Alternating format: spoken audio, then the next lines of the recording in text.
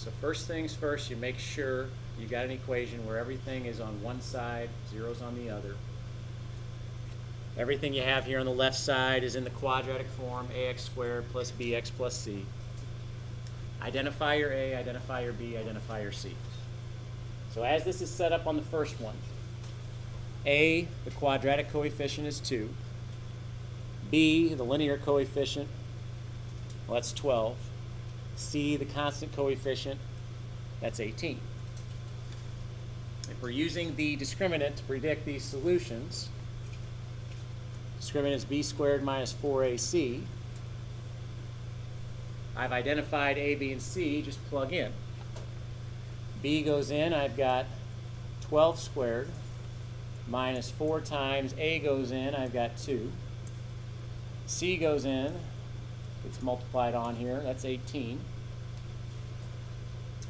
If you calculate that out, what do you get?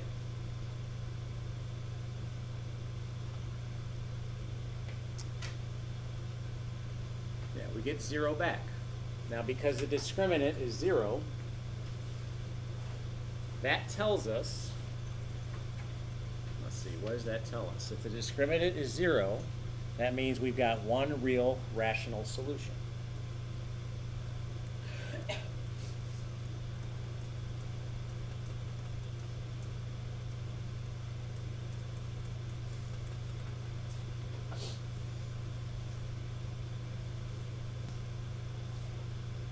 All right, so on the second equation here, identify your a, identify your b, identify your c, since everything equals 0. A, your quadratic coefficient, is going to be 8. We don't have an x term, so no linear coefficient. That means b is going to be 0. And then c, constant coefficient here, is going to be 1.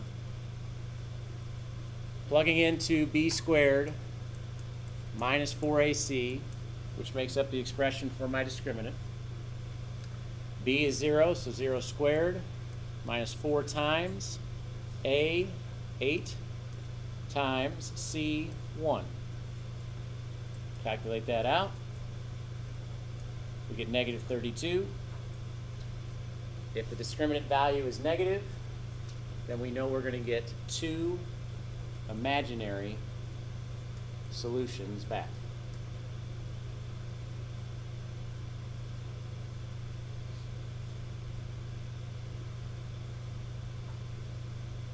All right, on the third one, you've got 5x squared minus 6x. You got that quadratic form set equal to 0. So a, that's going to be 5, right? B, that's going to be negative 6. And c, that's not there, so c is 0. Plugging in to b squared minus 4ac, you've got negative 6 as b squared. So all of that is squared. Minus 4 times a, which is 5, times c, which is 0. So this product here is going to be 0. You got negative 6 squared, which is 36. We get 36 back. That is positive. So we know we're going to have 2 real solutions. When they're real, though, we have to be more specific. We got to state whether they're rational or irrational. So which one is it? They're 2 real.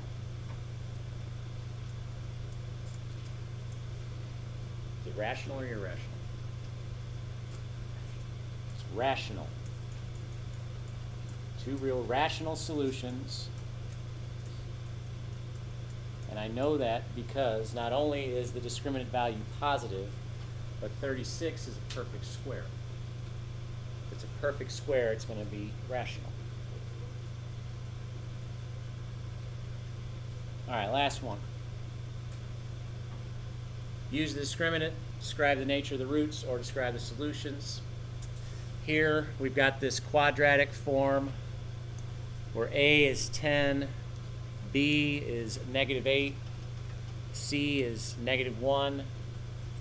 Everything's set equal to 0. So plug it into b squared minus 4ac. We've got negative 8.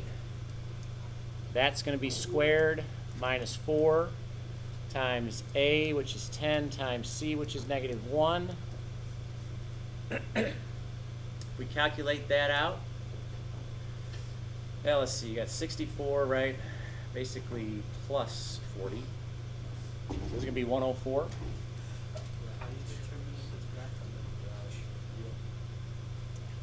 right, so 104. 104 is positive. That means we know we have two real solutions. Question is whether or not it's irrational or rational. In this case, it's irrational. It's irrational because 104 is not a perfect square. Can't take the square root of 104 cleanly. It's two real irrational solutions.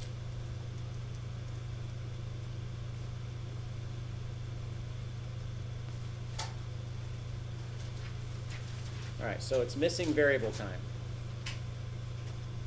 We need to find a value for k here where if we substitute it in to this equation as it's written, we found its discriminant. That discriminant would tell us that, okay, we got one real root, we got one real solution. So if it's going to have one real root or one real solution, that means the discriminant value has to equal 0. There you go. So this part right here tells us, okay, take the discriminant expression, set it equal to 0. I've got my quadratic form over here equal to 0, so I identify A, B, and C. A is 5.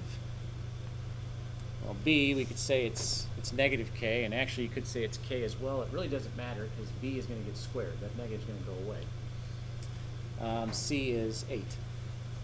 So substituting in, if I say it's negative k for B squared, minus 4 times 5 times 8. That all equals 0. Negative k squared becomes k squared.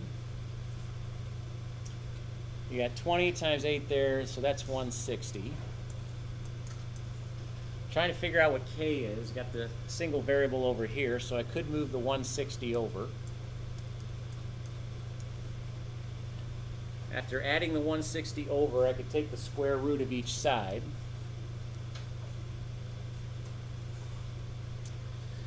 Square root of k squared is k. When you take a square root and you're solving, there actually is a plus or minus aspect we're supposed to attach when we're solving.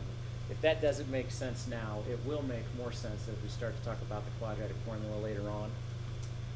But you take the square root when you're solving, you have plus or minus the square root of 160. All right, square roots, breaking down square roots. You remember how to do that? Largest perfect square that goes into 160, what is it? Rhymes with 16. All right, 16 times 10 gives you 160, right? 16 is a perfect square. If you take the square root of 16, you get 4 back. So k is going to equal plus or minus 4 pops out of the root. 10 stays underneath the root. Yeah, we might be a little rusty at that too. There's your solution. All right, so we got the same kind of scenario here. You've got this quadratic set equal to 0. We really tried to fool you here because we wrote it backwards, but it's the same thing. This time we're trying to see how two distinct real roots could come into play. All right, when we say two distinct real roots, we're not worrying about rational or irrational. We're just worrying about two real roots. That means your discriminant value of b squared minus 4ac, what's going to have to be true about that? It's two real roots. It's going to have to be greater than 0, right? Based on our little checklist, it has to be greater than 0. So identifying your A, B, and C from your quadratic form up here. A is the quadratic coefficient, so 5k, all of that is A. B, that's going to be 4. C, that's going to be 2. So plugging in, you've got 4 squared minus 4 times a, which is 5k, times c, which is 2. All that's greater than 0. Solve for k. Okay, solving for k, we've got 16. Let's see, that's going to be 20 times 2, so that's minus 40k greater than 0. Subtract your 16 over. Divide by that negative 40, meaning you got to flip the symbol. So k is less than, it'd be 16/40, which reduces. 8 goes into both, so k is less than 2/5. If I write that using interval notation, which is normally what we do, negative infinity up to 2/5 would be the interval notation that represents what all the possible k values could be.